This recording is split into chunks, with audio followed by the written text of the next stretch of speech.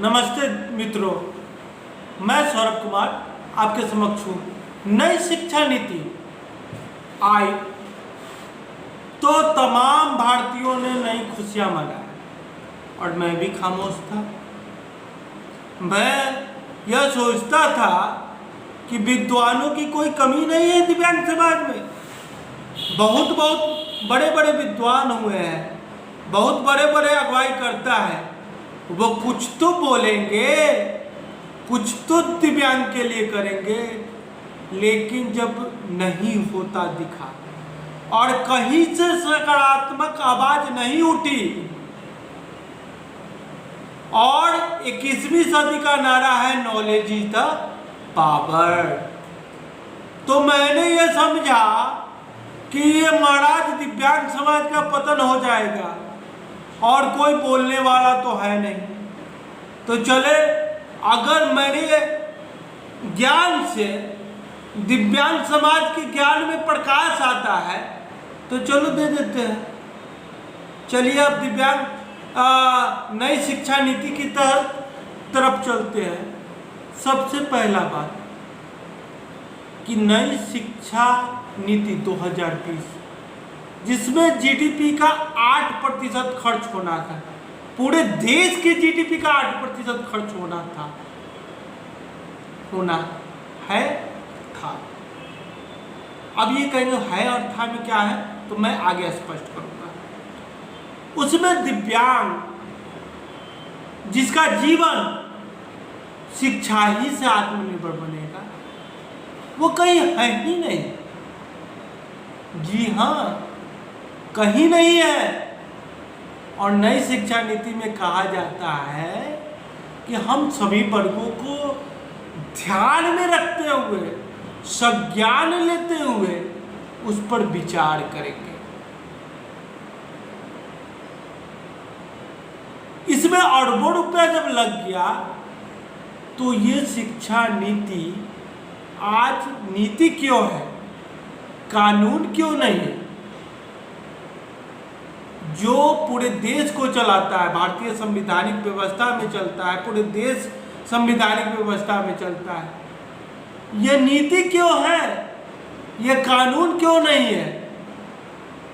यह कानून नहीं है, यह सिर्फ महज नीति है जो 10 साल में लागू होगा कि 15 साल में लागू होगा, यह कहने की बात नहीं है, यह सिर्फ नीति है। दूसरा कि जिस राज्य को जो अपने राज्य में लागू करना है वह लागू कर दे, जो लागू नहीं करना है उसे हटा दे। तो क्या यहां पर निमित्तता नहीं होगी? तीसरा, क्योंकि आप लोग कहिएगा आप सामान्य लोगों की बातें क्यों कर रहे हैं, तो ये समान का नहीं था, दिव्यांग की बातें थी। तीसरा कि समावेशी शिक्षा के तहत दिव्यांगों को सारा अधिकार प्रदान होता है, तो क्यों नहीं नई शिक्षा नीति में समावेशी शिक्षा की बात की गई है। चौथा, तमाम अनुरक्षक की बात की गई है कि अनुरक्षक को कैसे बहाल किया जाएगा। समाज कल्याण विभाग, भारत सरकार और यूएनओ ने प्रत्येक स्कूल में एक अनुरक्षक बहाल करने की बात कही है। आज से बहुत साल पहले, आज तक अगर जितने भारत में स्कूल है और जितने मान्यता प्राप्त स्कूल है, उसमें एक अनुरक्षक भी अगर बहाल कर लिए जाए तो कोई भी दिव्यांग, पढ़े लिखे दिव्यांग बेरोजगार नहीं होंगे। क्यों अनुरक्षक बहाल नहीं हुआ?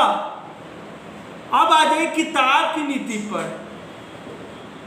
दिव्यांग अधिनियम 2016 में इस बात का व्यापक उल्लेख मिलता है कि मैं प्रत्येक वर्ष कक्षा 1 से अंतिम कॉलेजिएट तक पढ़ने वाले छात्रों को समाज कल्याण विभाग और एचआरडी मिनिस्ट्री, भारत सरकार 1000 रुपया देगी। किस दिव्यांगों को मिला है, इस पर भी बल दिया गया है।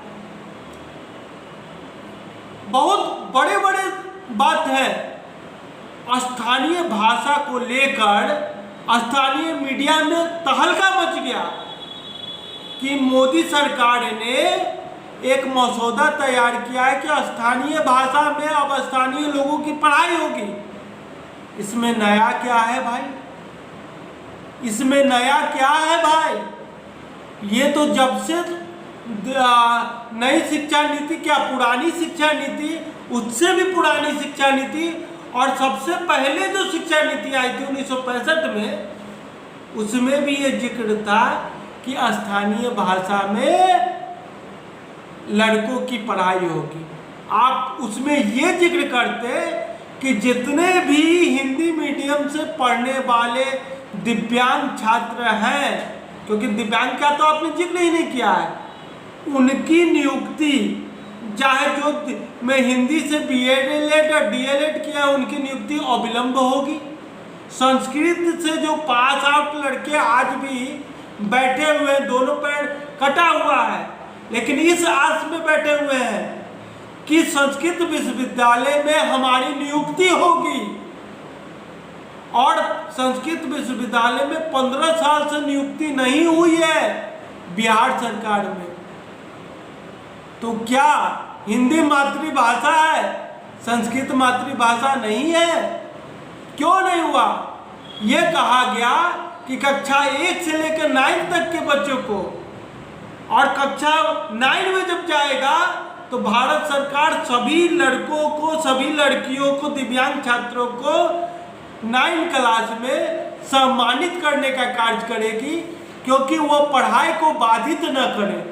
मैं यह पूछना चाहता हूं कि कितने छात्रों को भारत सरकार ने नामांकित किया है और उसे सम्मानित किया है? तो दिव्यांग कब जगेंगे? कब आप जगिएगा और कब अपने अधिकार के लिए जागृत होइएगा?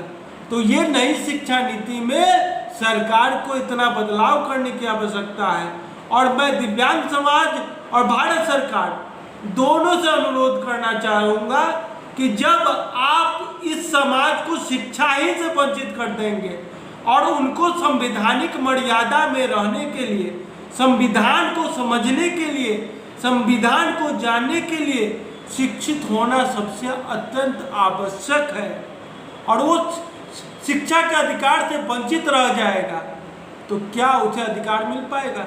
आपने तो तोशियार संस्था के कहने से, तोशियार संस्था के वेबसाइट पे उसका लेटर लगा हुआ है कि 5% आरक्षण हम शिक्षण संस्थान में प्राप्त करवाएंगे, लेकिन क्या शिक्षण संस्थान में प्राप्त करवाइएगा तो नई शिक्षा नीति में इतनी चीजों को डालिएगा, तब न जाकर दिव्यांगों का कल्याण होगा।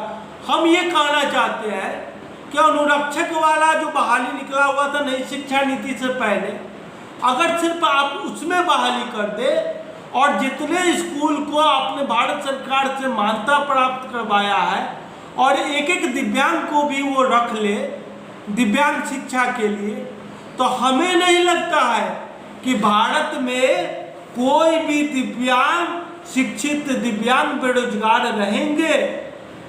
लेकिन इस पर कोई भी मसौदा तैयार नहीं होता है, दिव्यांगों पर ध्यान नहीं दिया जाता। आखिर क्यों?